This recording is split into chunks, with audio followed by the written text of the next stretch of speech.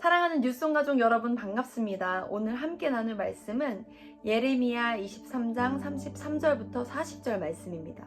오늘 본문 33절과 34절에서 엄중한 말씀이라고 쓰여진 단어는 세 번역에 잘 번역이 되어 있습니다. 부담이 되는 주님의 말씀이라는 뜻입니다. 이미 하나님의 말씀과 하나님이 부담이었던 그들은 거짓 선지자들의 말만 듣고 신뢰하면서 오히려 예레미야에게 와서 조롱하며 이렇게 묻습니다. 예레미야, 요즘 너에게 하나님이 말씀하시는 예언은 도대체 뭐냐? 그거 다 부담스러운 얘기 아니야? 어떻게 그렇게 평생을 살아? 조롱합니다. 어떤가요, 여러분? 이런 조롱을 받아보신 적이 있으신가요? 때로는 우리 내면 안에 이런 목소리가 들려오기도 합니다. 하나님의 말씀은 맞는데 부담이 돼. 하나님의 말씀은 다 이해가 되는데 왜 꼭 이렇게 살아야 되는지 모르겠어. 그리고 나면 하나님은 어떤 분으로 그려지나요? 내가 순종하겠다고 결단하면 나의 가장 소중한 것을 빼앗아 가시는 분. 나에게 감당하기 힘든 비전과 사명을 주시는 분. 이렇게 그려집니다. 그러나 하나님은 결코 우리를 부담스럽게 하시는 분이 아닙니다. 제가 남녀 사이에 일어날 수 있는 일들 중에 좀 흥미로운 이야기를 듣게 되었는데요.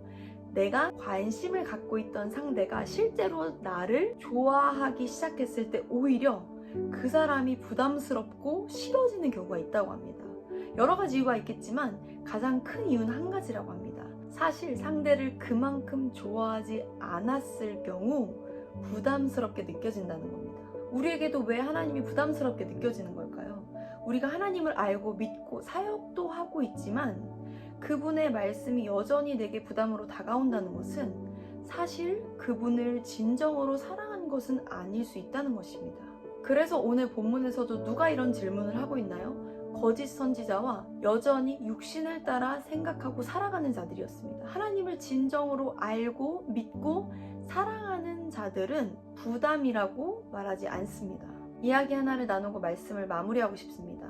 앞을 보지 못하는 시각장애인 한 사람이 철길을 따라 걸어가고 있었습니다. 그때 기차가 들어오는 경적 소리가 울립니다. 순간 앞을 보지 못하는 이 시각장애인은 기차를 피하려고 어쩔 수 없이 철길 옆 난간으로 뛰어내렸습니다. 그리고 그 난간을 붙잡고 매달렸습니다. 그야말로 위기일발의 순간이었습니다. 그러나 그 시각장애인에게는 기차가 지나간 후가 더 큰 문제였습니다.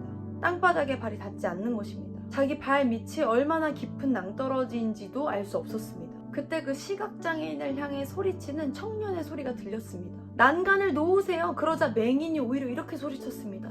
왜 끌어올려주지 않고 놓으라고만 합니까? 나를 끌어올려주세요. 그러다 청년은 그냥 지나가 버렸습니다.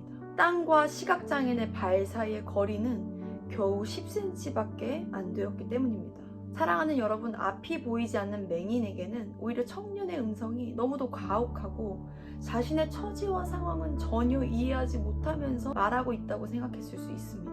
이처럼 맹인과 같이 하나님이 오히려 여러분을 더 부담스럽게 하고 어려운 상황으로 내몬다는 생각이 들 수 있습니다. 또 주변의 사람들에게 믿음 때문에 조롱과 핍박을 받을 수 있습니다. 너 꼭 이렇게까지 해야 돼? 그러나 사랑하는 여러분, 오늘 저와 여러분이 믿음으로 결단하고 선택해야 하는 것은 여러분의 비전이 부담으로 느껴지게 하는, 타협하게 하는 그 소리로부터 멀어지십시오. 그리고 십자가 앞에서 사람들의 수많은 조롱과 모욕과 부담을 이기시고 우리를 살리신 예수님께 붙어 있읍시다. 그분이 우리를 도우시고 승리하고 이기게 하실 것입니다. 그분의 음성을 따라갈 때, 세상의 소리가 아닌 그분의 음성을 따라갈 때 그분이 반드시 우리를 승리케 하실 것입니다. 사랑합니다, 여러분. 축복합니다.